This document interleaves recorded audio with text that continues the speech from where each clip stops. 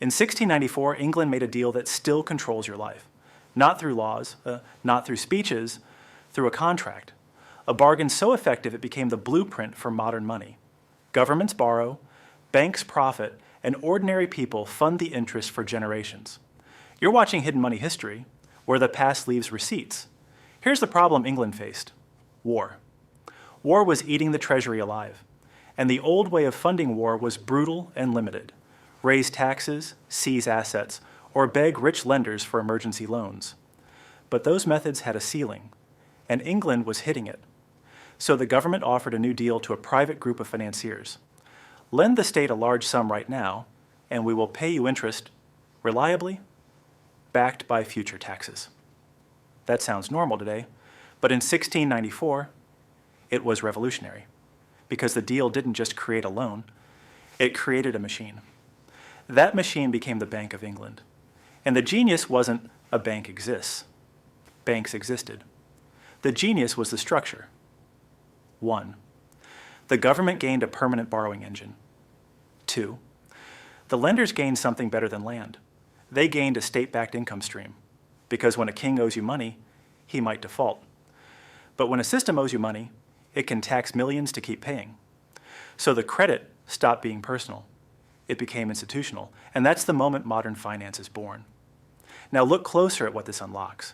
Before this model, war was limited by what you could collect now. After this model, war could be funded by what you could promise later. In other words, the future became collateral. A government could spend first and bill the next generation. And here's the detail most people miss. This doesn't only fund war. It changes what money is. Because once the state has a reliable debt market, its IOUs become valuable, tradable, liquid. Government bonds become safe assets, the closest thing the system has to super cash. And once bonds become super cash, banks can build an entire credit world on top of them. That's the real transformation. Debt stops being a temporary emergency tool. Debt becomes infrastructure. So let me translate the 1694 deal into one sentence.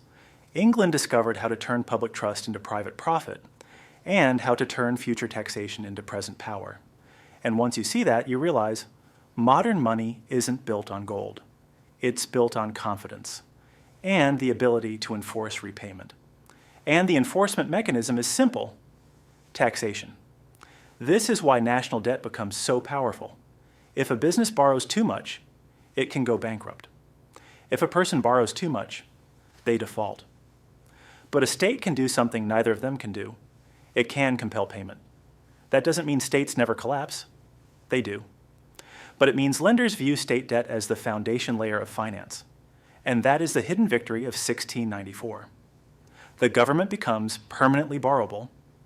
The creditor becomes permanently protected. And society becomes permanently plugged into the loop. Now here's the part that rewired the modern world. Once a government can borrow reliably, it doesn't need to finish paying old debt to keep going.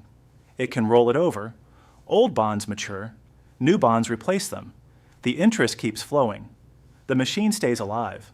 So the goal quietly shifts from pay it off to keep it serviceable, keep it credible, keep buyers confident. That's why modern national debt behaves like a permanent institution. And once that's normal, two things happen. First, finance scales. Because government debt becomes the safe foundation that banks, insurers, and investors stack everything on top of. Second, politics changes. Because leaders learn they can fund today's promises without collecting today's taxes. That's the temptation. Borrowing is painless now, and painful later. So the bill gets pushed forward, again, and again, and again. Now zoom out. This is bigger than England, because once this model works, every major power copies it. Governments realize something addictive. War and expansion become easier when you can sell bonds, and not just to foreign lenders, to your own people. So citizens become investors in the state. Their savings become tied to government promises, and the system gains a new type of stability. People want the state to keep paying because their pensions and institutions depend on it. That's the loop. But there's also a shadow side, because interest is not distributed equally. Who tends to own the most bonds?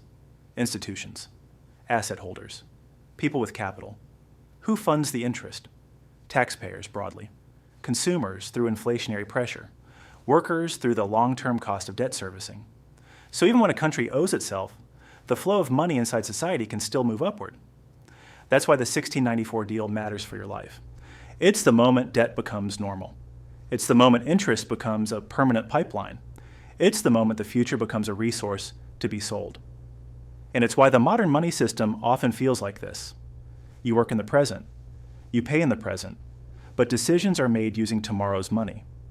So here's the comment question. If you could rewrite one rule of that 1694 style system, what would you change? Should governments be forced to balance budgets? Should interest costs be capped?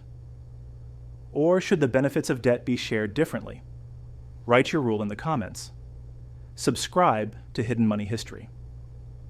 Because the modern world didn't evolve into this, it was built. And history left the contract.